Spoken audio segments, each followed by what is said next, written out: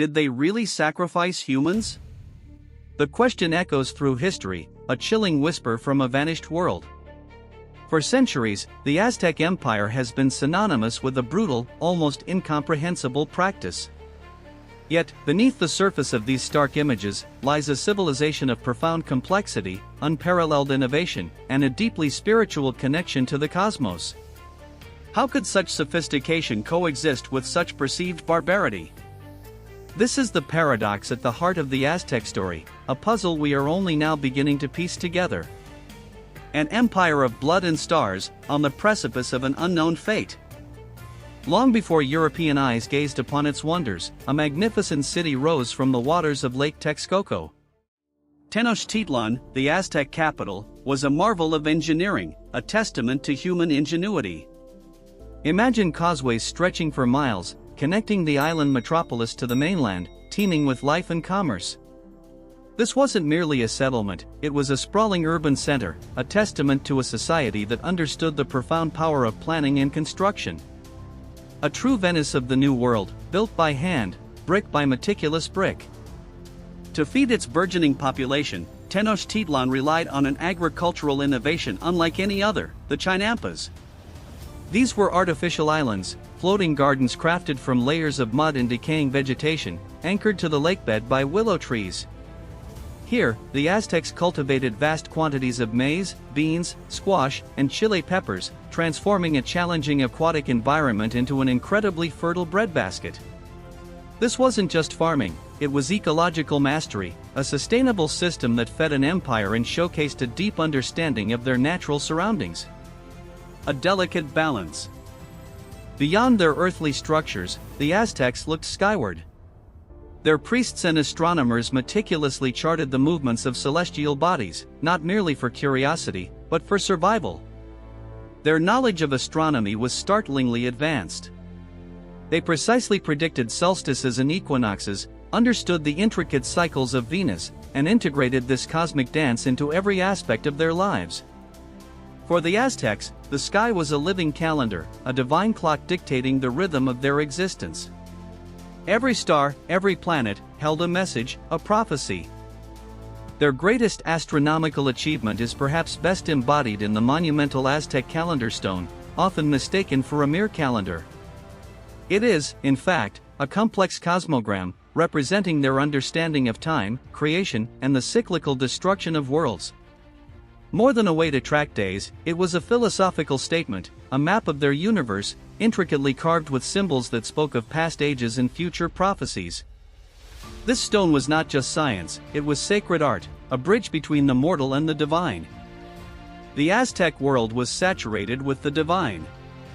A complex pantheon of gods and goddesses governed every aspect of existence, from fertility and war to creation and destruction. Huitzilopochtli, the mighty god of war and sun, was paramount, guiding them through conquest and promising the daily rebirth of the sun. Tlaloc, the ancient god of rain, was crucial for their agricultural success. Each deity demanded reverence, each held immense power. To understand the Aztecs is to understand their gods, for their beliefs permeated every decision, every ritual, every breath. At the core of Aztec religion lay a profound concept, a cosmic debt. They believed the gods had sacrificed themselves to create the universe, to set the sun in motion, and to give humanity life. This divine act demanded reciprocation. The sun, they believed, needed human blood to continue its arduous journey across the sky each day, to fight the forces of darkness and ensure the world's survival. Without this sacred offering, the sun would falter. The cosmos would descend into eternal night. A terrifying responsibility. And so, the infamous practice. Human sacrifice was not random violence, but a meticulously choreographed ritual, imbued with deep symbolic meaning. Victims, often captives of war or volunteers, were led to the altars atop towering pyramids, most famously the Templo Mayor. There, priests would perform the sacred act, believed to release the life force, the precious water, that nourished the gods and maintained the cosmic order. It was a solemn, terrifying duty, carried out with profound conviction. A necessary cruelty, they believed. To dismiss Aztec sacrifice as mere barbarism misses a crucial point. For them, it was an act of profound piety, a desperate plea to ensure the continuation of life itself. It was a spiritual contract, a sacred duty to prevent cosmic catastrophe. While horrifying to modern sensibilities, within their worldview, it was the ultimate expression of faith, of communal responsibility. This was not about hatred or sadism, it was about survival. A desperate measure, born of fervent belief in their gods' demands. By the early 16th century, the Aztec Empire stood at its zenith. Its dominion stretched across much of Mesoamerica, a powerful tributary system demanding goods in tribute from conquered city-states. Tenochtitlan buzzed with a population that could rival any European capital. Its markets brimmed with exotic goods, its temples touched the sky. This was a civilization in full bloom, confident in its power, its gods, and its place in the universe. They were the masters of their world, unaware of the storm brewing on the horizon. Then, a whisper from the east. Strange ships, unlike anything seen before, appeared on the horizon. The year was 1519. Hernán Cortés, a Spanish conquistador, landed on the shores of what is now Mexico, leading a small force of soldiers, driven by gold, glory, and religious zeal. They carried steel, gunpowder, and an insatiable hunger for conquest. To the Aztecs, these newcomers were an enigma, perhaps even returning gods. A clash of worlds, destined to alter the course of history forever. The Aztec emperor, Montezuma II, faced an agonizing dilemma. Was Cortés the feathered serpent god Quetzalcoatl, prophesied to return? Or was he a mortal enemy? His initial strategy was one of diplomacy and cautious observation, allowing the Spanish to enter Tenochtitlan, even showering them with gifts. This decision, born of complex spiritual beliefs and political calculations, would prove catastrophic. It placed the invaders at the very heart of his empire, a viper in the nest. The seeds of destruction were sown, perhaps unwittingly, by the emperor himself. Beyond steel and gunpowder, the Spanish brought an even deadlier weapon: disease. Smallpox, measles, and other European pathogens, to which the indigenous populations had no immunity, swept through Mesoamerica like wildfire. The human cost was staggering, decimating populations, including the Aztec warriors and leaders, before a single major battle was even fought.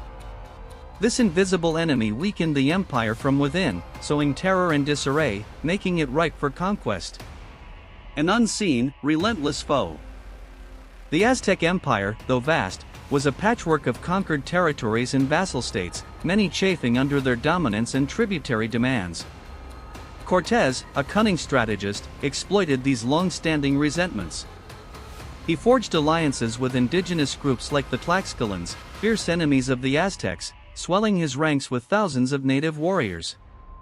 The empire was not unified, it was fragile, fractured by internal strife, ready to crack under pressure. This internal division proved as fatal as any external threat. After a tumultuous period of uneasy coexistence and open warfare, the Spanish, bolstered by their indigenous allies, laid siege to Tenochtitlan. For 80 brutal days, the magnificent city endured, its defenders fighting valiantly amidst starvation and disease. But the combined might of European weaponry, devastating epidemics, and overwhelming numerical superiority proved insurmountable. On August 13, 1521, Tenochtitlan fell, marking the end of the Aztec Empire. A glorious civilization, brought to its knees. The speed of the Aztec Empire's collapse remains one of history's most perplexing mysteries. A dominant power, seemingly invincible, brought down in just 2 short years by a comparatively small force. Was it divine wrath, as some Aztecs might have believed? Or an unfortunate confluence of military superiority, devastating disease, and deep-seated internal divisions? Perhaps a fatalistic worldview that hindered effective resistance? The true answer likely lies in the complex interplay of all these factors, each weaving a thread into the tapestry of their swift demise. A haunting question lingers. Though the empire crumbled, the legacy of the Aztecs endures. Their engineering feats, astronomical knowledge, and rich cultural traditions continue to shape modern Mexico. Yet, the shadows of their practices, particularly human sacrifice, cast a lone, often misunderstood, pall over their memory. We are left with fragments, magnificent ruins, intricate codices, and a powerful, enduring narrative. A testament to human ambition, spiritual devotion, and the brutal, inevitable march of history.